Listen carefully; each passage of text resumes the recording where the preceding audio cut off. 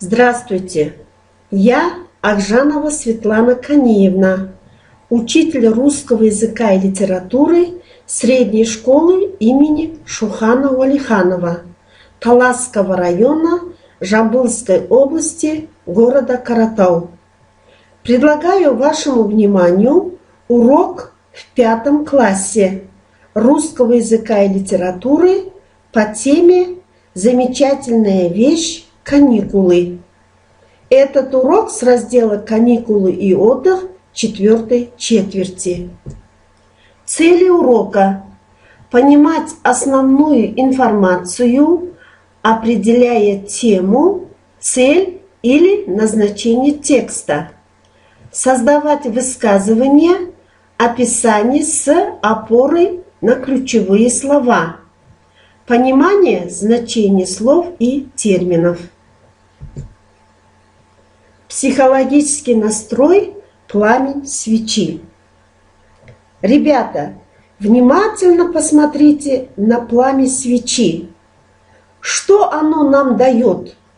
Тепло и свет, а еще спокойные, умиротворенные чувства, радостные эмоции. И я желаю, чтобы эти чувства были у вас в течение всего урока. Метод-активатор, дескриптор, прогнозирование темы урока, создавать высказывание с опорой на ключевое слово. В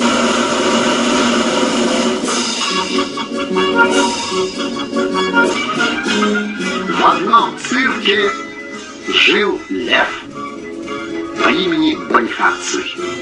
Директор цирка часто ходил с Бонифацием на прогулку и покупал ему бананы. Бонифаций их ужасно любил.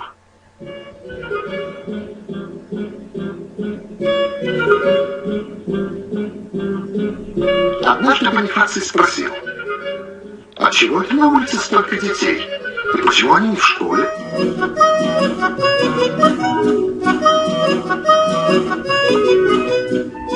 «А зачем им быть в школе?» — ответил директор. «Ведь сейчас лето, и у них каникулы». «Каникулы?» — сказал Бонифаций. «А у меня еще ни разу не было каникул». Ребята, перед вами был демонстрирован отрывок из мультфильма «Каникулы Бонифация». В этом мультфильме отражена основная мысль, определила тему урока. Словарная работа. Сачок. Балық ұстау үшін таяқтың басына керген торлы дұрба. Палуба – кеменің үсті. Отчалил – жағадан қозғалып кетті. Еще раз повторяю. Сачок. Балық ұстау үшін таяқтың басына керген торлы дұрба. Палуба – кеменің үсті. Отчалил – жағадан қозғалып кетті. Дескриптор. Чтение текста. Правильно определяет тему текста. Безошибочное произношение слов, словосочетаний и предложений. По стратегии Джигсо проводит работу по тексту «До свидания, Африка». Учащиеся читают, обсуждают. Часть 1. Бонифаций натянул на себя свитер, и все залюбовались до того, он был хорош. Лев расцеловал бабушку и побежал по трапу наверх. С берега ему махали платками, он махал в ответ. И пока дошел до края, пароходик уже отчалил. Бултых! Бонифаций вместе с сачком и чемоданом упал в воду. Так совершенно неожиданно он искупался в первый раз за все время каникул. Все вскрикнули и подбежали к берегу. Но страх был напрасный. С пароходика уже бросили спасательный круг. Бонифаций схватился за него и вскоре оказался на палубе. Бабушка и дети обрадовались, и махали еще сильнее. Бонифаций смотрел на уходящий берег и тоже махал лапой. Текст номер 2. Неожиданно он почувствовал странное щекотание. Что-то прыгало и билось у него под свитером. Бонифаций ощупал себя спереди, сзади, потом засунул лапу за воротник и вытащил маленькую рыбку. Но теперь рыбка была ему уже не нужна. Полюбовавшись на нее, он наклонился над бортом, и рыбка, сверкнув на солнце, исчезла на море. Лев помахал и ей на прощание. Пароходик уходил все дальше и дальше. Африка становилась все меньше и меньше. Бонифаций смотрел на берег и думал, какая все-таки замечательная вещь каникулы. Органайзер. Одиночный пузырь. Задание. Выписать из текста глаголы, относящиеся к Бонифации.